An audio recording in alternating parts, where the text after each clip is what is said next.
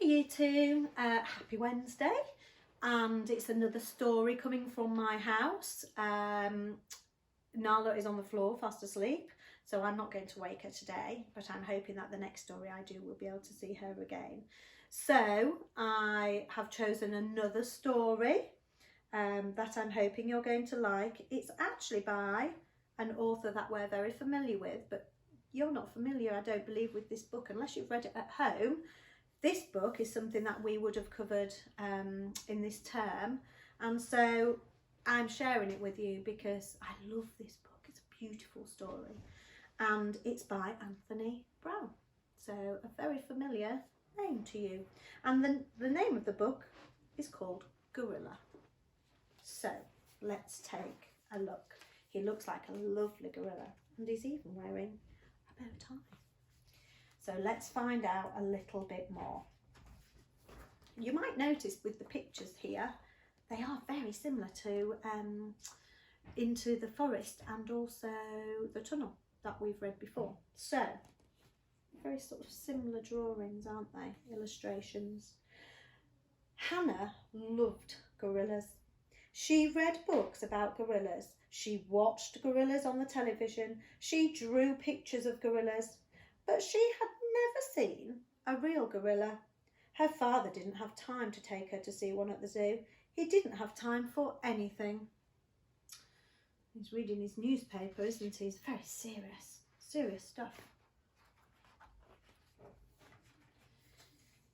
He went to work every day before Hannah went to school, and in the evening he worked from home. When Hannah asked him a question, he would say, "Not now. I'm busy, maybe tomorrow." Does that picture remind you of another picture in one of Anthony Browne's books, Against a Wall? He's very busy, isn't he?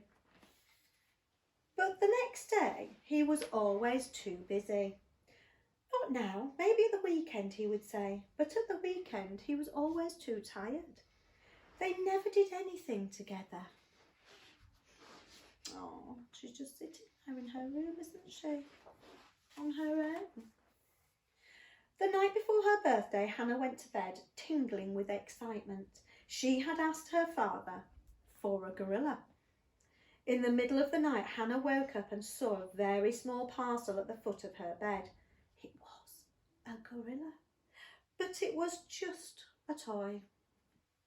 Oh, she's even got a little picture that she's drawn of a gorilla there. She's got gorillas on her lampshade. She must love gorillas a lot. Hannah threw the gorilla into the corner with her other toys and went back to sleep. In the night, she thought something amazing had happened. Oh, look. Do we think that's a real gorilla? Or is it in her imagination? Hannah was frightened. "Don't be frightened, Hannah," said the gorilla. "I won't hurt you. I just wondered if you'd like to go to the zoo." The gorilla had such a nice smile that Hannah wasn't afraid. "I'd love to," she said. They both crept downstairs and Hannah put on her coat. The gorilla put on her father's hat and coat. "A perfect fit," he whispered. "Ah, look. They're all ready to go to the zoo." He looks very smart, doesn't he? They opened the front door and went outside. "Come on then, Hannah," said the gorilla, and he gently lifted her up, and then they were off, swinging through the trees towards the zoo.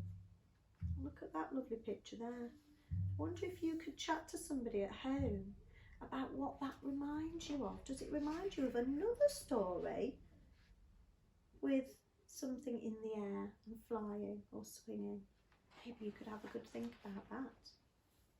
When they arrived at the zoo, it was closed and there was a high wall all round. "Never mind," said the gorilla. "Up and over."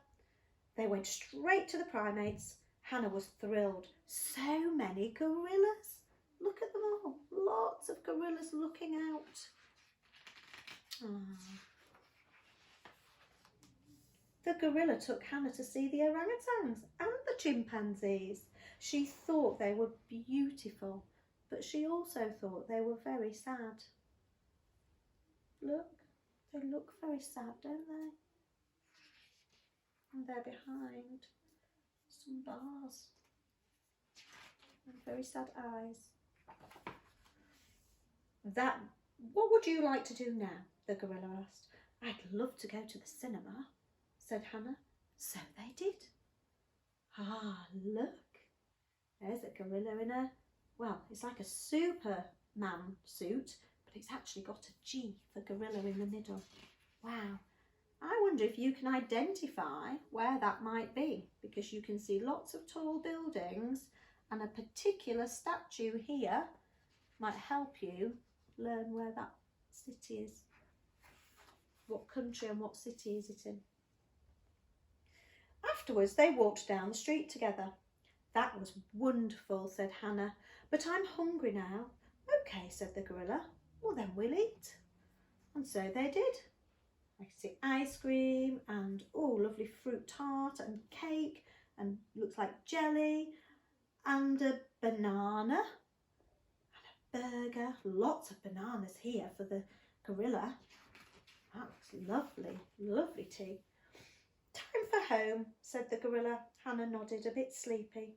They danced on the lawn and Hannah had never been so happy. Look at that, how beautiful. In the moonlight as well. What a lovely thing to do.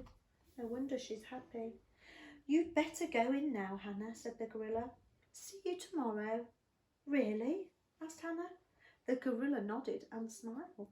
The next morning, Hannah woke up and saw the toy gorilla. She smiled. Ah, look, just the same with a little bow tie. How lovely is that? Hannah rushed downstairs to tell her father what had happened. Happy birthday, love, he said. Do you want to go to the zoo? Hannah looked at him. Ah, look, she's got a birthday cake with all gorillas on as well. So Hannah looked at him and she was very, very happy. So all the things that she did with the gorilla, I think she's probably about to do with her daddy, which is lovely, isn't it? And that's all she wanted at the beginning, was just to spend some time with him, and now she can. So a very, very happy and lovely ending to the story. I will see you again very soon. I hope you're all well and staying safe. So just keep enjoying time with your families at home, and I will see you soon.